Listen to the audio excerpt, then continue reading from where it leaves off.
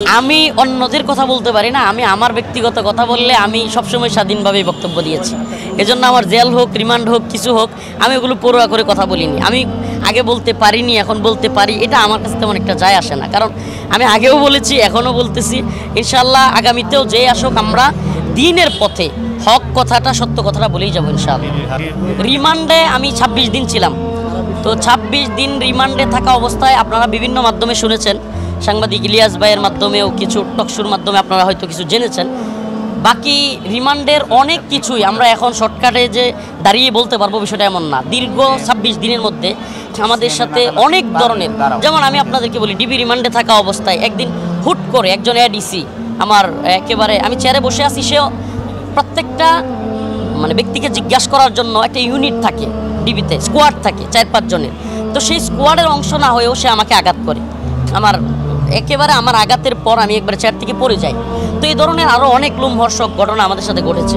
বিশেষ করে যেটা আপনারা শুনেছেন, গালাগালির তো কোনো লিমিট নাই। আলেমদেরকেও, আমি না শুধু, অন্যান্য আলেমদেরকেও গালাগালি করেছে এরা, মূলত হাসিনা এবং মোদিকে খুশি করতে গিয়া। এটা আপনারা ভালো রকম বোঝেন যে আমাদেরকে যত বেশি সরকার বিরোধী লোকদেরকে তারা গালিগালাজ করতে পারতো, তত তাদের উন্নতি হইতো।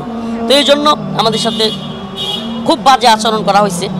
বাকি বিশেষ করে একেবারে যদি সুনির্দিষ্ট করে বলি, ডিবি হারুন যে কাজটা করেছে, বিশেষ করে আমার জুব্বা খুলছে টেনে, তার কিছু সাঙ্গপাঙ্গ দিয়ে তেজগাঁও থানা রিমান্ডে থাকা অবস্থায়, এরপরে লুঙ্গি খোলা হয়েছে টেনে, এরপরে যেটা করছে মেয়েদেরকে দিয়ে আমাকে জড়াইয়া ধরছে। এবং এটা আমি তখন যখন বেরোইছিলাম, আপনারা বলতে পারেন যে হুজুর তাহলে মুক্তি পাওয়ার পর অনেক দিন পর বললেন, হাসিনা যাওয়ার পরে না, আমি ওই যেদিন রিমান্ডে নেয়ার পরের কোর্টে আমি চিল্লাইয়া, আপনার চিৎকার করে করে, আপনার ওই সাইবার ট্রাইব্যুনালে বিচারকের সামনে, আশামস জগলুল হায়দার, উনি তখন বিচারক ছিলেন, তার সামনে আমি চিৎকার করে করে বলেছিলাম যে আপনি আজকে আমাকে প্রশ্ন করতেছেন হুজুর, ওইটা বলছেন কেন, ওইটা বলছেন। আমি আপনার কাছে প্রশ্ন করতে চাই, একজন বন্দি অবস্থায় থাকা ব্যক্তির সাথে কি এ ধরনের আচরণ চলতে পারে? আমি ওই প্রশ্নগুলোর কোনো উত্তর পাই না। এটা আপনারাও জানেন, বিচার বহির্ভূত সব কাজ হাসিনা করে গেছে। এবং ভিকটিম রিমান্ডে কিংবা বন্দি থাকা অবস্থায় কি পরিমাণ জুলুম করেছে, এটার কোনো হিসাব নাই।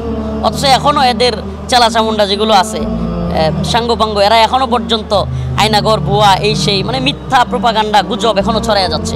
অথচ আমি নিজে দেখে আসছি। আমি র্যাবের কথা বলি, আমি র্যাব 1-এ একদিন এক রাত ছিলাম, পুরো একটা কবরের মতো কবর আমি নিজে ছিলাম। আমি চিৎকার শুনেছি আশপাশ থেকে অনেক ভাইদের, একটা কবর যতটুকু হয়, কবর মানুষকে যেখানে দাফন করা হয় সেটার পরিমাণ, এখানেই বাথরুম, এখানেই খাওয়া, এখানেই সব, এই ঘরটাতেও আমি ছিলাম। তো এগুলো হাসিনা করেছে।